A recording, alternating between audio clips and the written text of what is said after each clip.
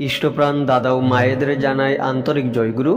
আজ ইষ্ট প্রসঙ্গে শ্রী শ্রী কালীমাতার সঙ্গে পরম দয়াল শ্রী শ্রী ঠাকুরের বিভিন্ন ঘটনা জেনে নেব।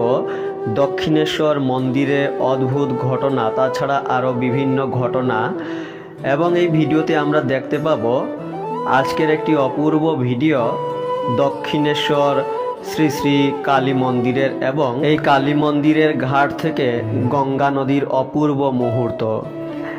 দক্ষিণেশ্বর মন্দিরে অদ্ভুত ঘটনা। কলিকাতা হইয়া কয়েকজন সঙ্গীসহ শ্রী শ্রী ঠাকুর একবার দক্ষিণেশ্বরের কালীবাড়ি গমন করিয়াছিলেন। পরমহংসদেবের শয়ন কক্ষে উপস্থিত হইয়া প্রণাম করিতে গেলে বেশ দেখা গেল পরমহংস দেবও যেন শরীরী হইয়া শ্রী শ্রী ঠাকুরকে প্রতি প্রণাম করিলেন। তিনিও অর্থাৎ ঠাকুরও পুনঃ প্রতি প্রণাম করিলেন। তৎপরে শ্রী শ্রী কালীমাতার মন্দিরে গমনপূর্বক বলিলেন, মা, বড় খিদে পেয়েছে, কিছু খেতে দে। কালীমাতা কোনো কথা বলিলেন না, কোনো আহার্যও প্রদান করিলেন না। তাহার পর শ্রী শ্রী ঠাকুর অন্যত্র গমন করত বিশ্রাম করিতে করিতে দেখিলেন যেন শ্রী শ্রী কালীমাতা সুন্দরী রমণী বেশে নানাবিধ মিষ্টান্ন দ্বারা শ্রী শ্রী ঠাকুরকে আদর করিয়া ভোজন করাইলেন। শ্রী শ্রী ঠাকুরের ক্ষুধা তৃষ্ণা তিরোহিত হইল।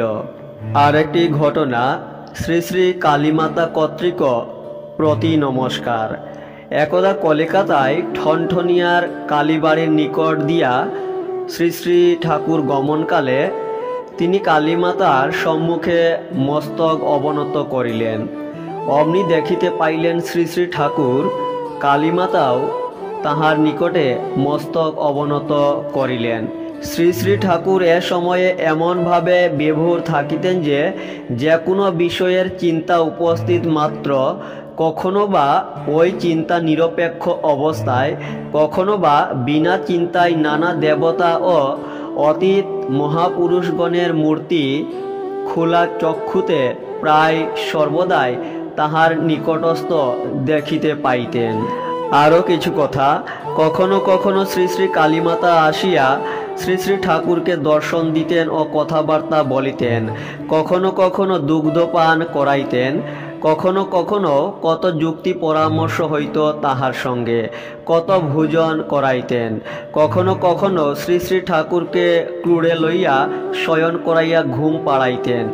একদিন ভাটি বনে বসিয়া ক্ষুধার্ত হইয়াছিলেন শ্রী শ্রী ঠাকুর। মা কালী আসিয়া শ্রী শ্রী ঠাকুরকে পায়সন্ন ভোজন করাইলেন। এরূপ অনেকবার অনেক ঘটনা হইত। জয় গুরু।